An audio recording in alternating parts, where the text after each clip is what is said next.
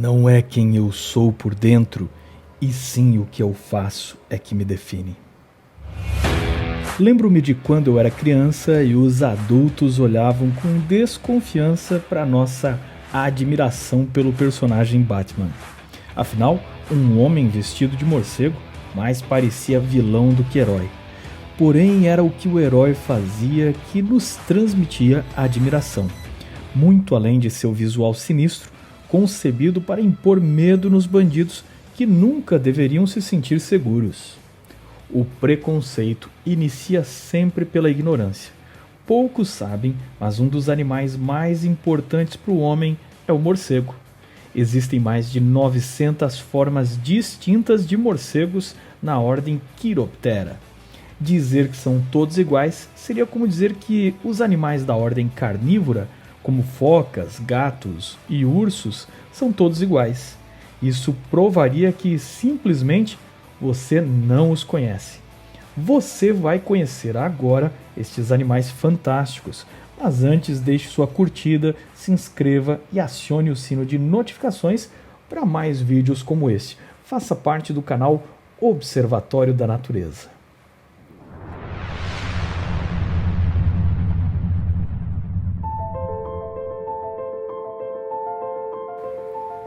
Um morcego tem asas na palma das mãos. Cada um dos seus dedos, fora o polegar, é extremamente longo. Há os grandes morcegos chamados de Megachiroptera, alguns com até 2 metros de envergadura de asa, que habitam a África, Ásia e Oceania e muitas vezes são chamados de raposas voadores. Têm boa visão e comem frutos e flores. As maiores raposas voadoras podem ter até 1,7 metros de envergadura e inclusive voam também de dia. Esta espécie muitas vezes vive em bandos. Eles têm um polegar em forma de gancho que facilita para que andem nos galhos. Mas como os morcegos não se cansam de ficar pendurados? Os morcegos possuem uma adaptação fisiológica única que os permite pendurar de maneira sem fazer nenhum esforço. Se você quer apertar um objeto, precisa contrair vários músculos em seu braço, que estão ligados aos seus dedos pelos tendões. Quando um músculo se contrai, ele puxa um tendão que faz parte de seus dedos para fechar. As garras de um morcego se fecham da mesma maneira, mas seus tendões estão ligados apenas à parte de cima do corpo e não a um músculo. Para se pendurar de cabeça para baixo, um morcego voa até esta posição, abre suas garras com outros músculos e encontra uma superfície para agarrar. Para fazer com que as garras se prendam a uma superfície, o morcego simplesmente relaxa o corpo. O peso da parte superior do corpo puxa para baixo os tendões ligados às garras, fazendo com que elas agarrem. As articulações das garras travam nessa posição e o peso do morcego as mantém fechadas. Muitos deles comem e mamam de cabeça para baixo, e cada detalhe precisa ser preparado para esse estilo de vida. É um design fantástico. Aliás, no caso do morcego pescador, os pés são tão habilidosos que ele pode pegar os peixes tal como uma águia pescadora. Seu sonar detecta algo tão fino como um cabelo humano até 1 centímetro acima da linha da água. Ele passa as garras afiadas na água e retira o peixe com imensa taxa de assertividade.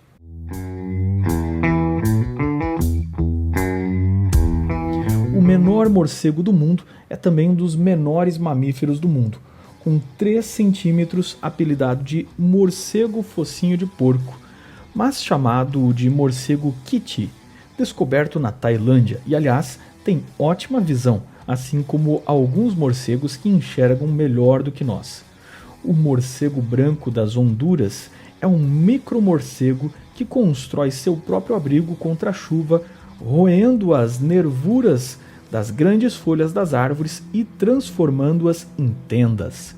Seu pelo branco reflete a luz do sol entre as folhas e o camufla, refletindo o verde folha da sua tenda natural.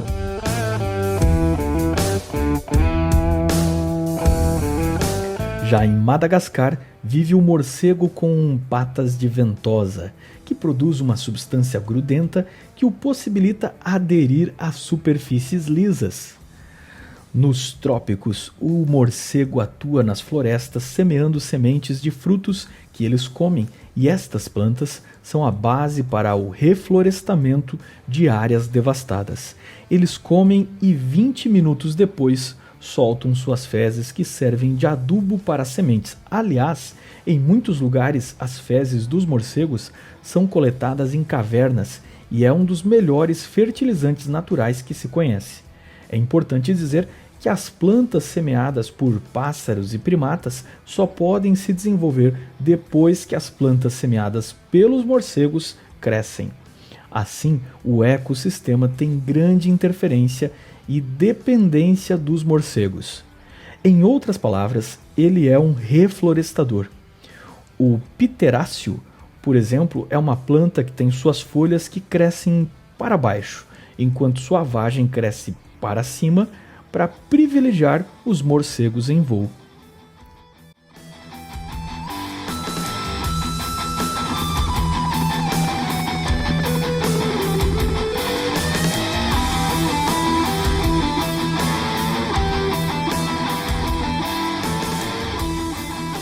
No deserto, ecossistemas inteiros morreriam se alguns cactos não fossem polinizados por morcegos.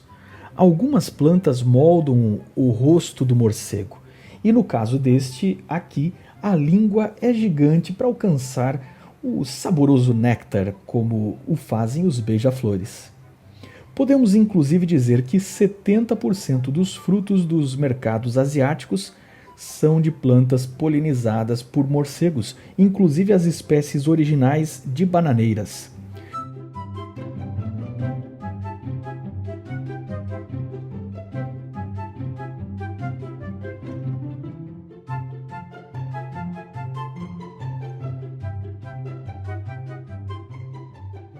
Morcegos são predados por águias, cobras e outros predadores, mas seu maior problema é o homem.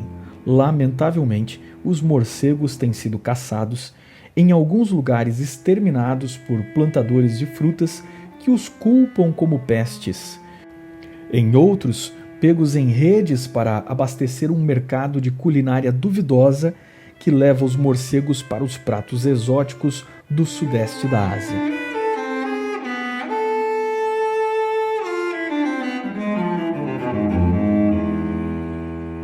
No entanto, outro papel fundamental dos morcegos é impedir que os insetos virem pragas, pois as espécies insetívoras devoram toneladas de insetos. No Texas, uma grande caverna chega a reunir entre 20 e 40 milhões de morcegos que chegam durante o verão para criar seus filhotes que ficam compactados na caverna.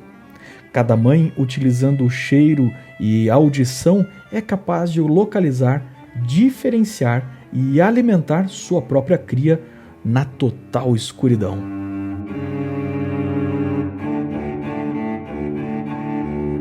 Quando examinamos os fósseis de morcegos e encontramos os primeiros exemplares nas camadas de rochas do Eoceno inferior, lá está o Icaronicteris, um mamífero pré-histórico plenamente morcego. São animais dignos de design e engenharia de ponta, que encontramos prontos e com capacidade adaptativa em inúmeras variedades e espécies, com rostos e formas das mais diversas.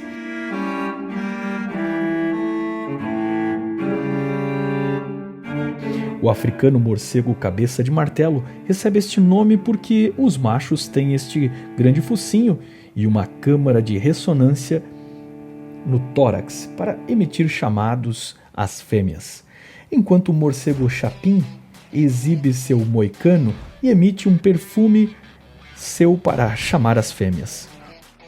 O morcego nariz de ferradura tem esta face curiosa que, na verdade, é um tipo de transmissor e receptor de seu poderoso sonar, utilizando as formas anatômicas de seu nariz e orelhas para emitir e receber ultrassons que revelam o mundo nas trevas. É importante saber que nem todos os morcegos usam sonar e que há diferentes tipos de sonar. Os morcegos frutíferos tropicais do Velho Mundo têm uma boa visão e a maioria deles utiliza apenas os olhos para se orientar. Contudo, o Roucetus, por exemplo, são capazes de se orientar na escuridão total, onde os olhos, por menores que sejam, devem ser impotentes. Utilizam sonar, mas é um tipo de sonar mais grosseiro. Já outros morcegos menores parecem ser ecomáquinas altamente avançadas. Têm olhos minúsculos que, na maioria dos casos, não conseguem provavelmente ver muita coisa. Vivem num mundo de ecos e, provavelmente, os seus cérebros utilizam os ecos para ver algo que nem imaginamos como é. Estes morcegos são como aviões espiões em miniatura, cheios de tecnologia, seus cérebros programados com o complicado software de células necessárias para decodificar um mundo de ecos em tempo real, transmitidos por impulsos elétricos das impensáveis cadeias químicas que ocorrem em suas células que recebem as captações. As suas faces são frequentemente distorcidas em forma de gárgulas, que nos parecem hediondas até vermos tal como são, instrumentos requintadamente adaptados para a emissão de ultrassons nas direções desejadas. O Myotis, um morcego pequeno castanho, ouvirá uma rajada de estalidos à velocidade de cerca de 10 por segundo, à medida que o morcego cruza os ares numa missão de rotina. Esta é a velocidade aproximada de uma impressora normal ou de uma metralhadora. Presumivelmente, a imagem que o morcego tem do mundo que está a percorrer é atualizada 10 vezes por segundo. Quando um morcego pequeno castanho detecta um inseto e começa a avançar para a rota de interceptação, a velocidade dos estalidos aumenta. Mais rápido do que uma metralhadora, pode atingir velocidade máxima de 200 impulsos por segundo quando o morcego está finalmente próximo do alvo em movimento. Nos ouvidos dos morcegos, tal como nos nossos, o som é transmitido do tímpano para as células microfônias, por meio de uma ponte de 3 ossículos conhecidos por martelo, bigorna e estribo, devido à sua forma. A montagem e articulação destes 3 ossos é a propósito exatamente como poderia ser concebida por um técnico de alta fidelidade para servir uma função necessária de harmonização de impedância. O que interessa aqui é que alguns morcegos têm músculos bem desenvolvidos ligados ao estribo e ao martelo. Quando estes músculos se contraem, os ossos não transmitem o som de forma tão eficiente. É como se abafasse um microfone apertando o polegar sobre ele. O morcego consegue utilizar estes músculos para desligar temporariamente os ouvidos. Os músculos contraem-se imediatamente antes de o morcego emitir cada impulso e dessa forma desligam os ouvidos para que não sejam lesados pelo alto impulso emitido. Depois se distendem para que o ouvido volte à sua máxima sensibilidade, mesmo a tempo para a devolução do eco. Este sistema de comutação de emissão-recepção só funciona se for mantida uma cronometragem com uma precisão da ordem das frações de segundo. O morcego, conhecido por Tadárida, consegue contrair e distender alternadamente seus músculos comutadores 50 vezes por segundo, mantendo-se em perfeita sincronia com seus impulsos, tipo metralhadora de ultrassons. Outro estratagema curioso dos morcegos de ferradura refere-se aos movimentos dos lóbulos das orelhas. Diferentemente dos outros morcegos, os morcegos de ferradura movimentam os lóbulos das orelhas em movimentos rápidos, alternadamente para diante e para trás. Pode-se imaginar que este movimento rápido adicional da superfície de escuta relativamente ao alvo provoque modulações úteis no desvio de Doppler, modulações que forneçam informações adicionais. Quando a orelha se agita em direção ao alvo, A velocidade aparente de movimento em direção ao alvo sobe. Quando se agita para longe do alvo, acontece o inverso. O cérebro do morcego sabe a direção da agitação de cada orelha e, em princípio, poderia fazer os cálculos necessários para explorar a informação. Possivelmente, o problema mais difícil de todos os que os morcegos têm de enfrentar é o perigo de interferência imprevista por gritos de outros morcegos. Caso o cérebro de um morcego ouça o eco do grito de outro morcego e tente incorporá-lo na imagem do mundo que construiu precedentemente, ela não terá sentido. Parecer-lhe-á que os objetos do mundo de repente saltaram em diversas direções ao acaso. Os objetos do mundo real não se comportam desta forma louca e, portanto, o cérebro pode eliminar com segurança o eco aparente como ruído de fundo. Os morcegos veem no sentido de formar uma imagem de mundo, mas não com um som e sim com ultrassom. Nesse universo dos morcegos não há cores, mas as texturas que refletem diferentes ondas de ultrassom podem provocar diferentes sensações no morcego, tais como as cores criam em nosso cérebro. E o senso de belo deles pode estar relacionado a estas texturas, e isso explica suas caras de gárgula tão rugosas e sinuosas, de tal forma que ressaltem características que parecem belas. Neste caso, as rugosidades do rosto estranho de sua espécie podem ser para eles tão belo quanto as cores da plumagem da ave do paraíso e surtir o mesmo tipo de efeito. Se a sua capacidade de ver beleza está ligada apenas à sua percepção de como a luz revela a aparência das pessoas, talvez você precise de olhos novos. Se só o que você pode ver no mundo é aquilo que é visível, então você precisa ver o invisível.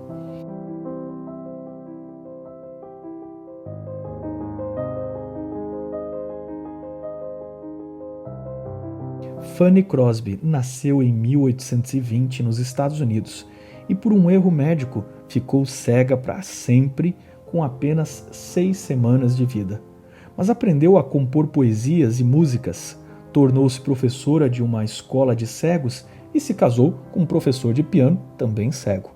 Fanny tornou-se extraordinária compositora de hinos cristãos que se tornaram grandes clássicos da música cristã. Na verdade, ela chegou a compor mais de 8.000 hinos, cantados em diversas igrejas, em diversos inários e denominações cristãs diferentes, em diferentes países. Entre sua autoria, há hinos como, por exemplo, A Deus demos glória, Junto a ti, Que segurança sou de Jesus e Quero estar ao pé da cruz. Ela conheceu diversos presidentes dos Estados Unidos e acompanhou o ministério do mais famoso pregador do século XIX, Dwight Moody. Fanny enxergou música em meio às trevas, foi um exemplo de como sentidos bem treinados, onde muitos veem desânimo, desgraça e ódio, ainda podem ver beleza em meio à escuridão. Os hinos compostos por Fanny levantam o ânimo de desanimados, curaram famílias, levaram pecadores ao arrependimento de seus erros e trouxeram paz a milhares de pessoas que sofrem. Alguns têm preconceito com morcegos, outros têm preconceito com a religião, alguns não veem Deus e por isso descreem, outros o percebem na natureza, na música e no amor.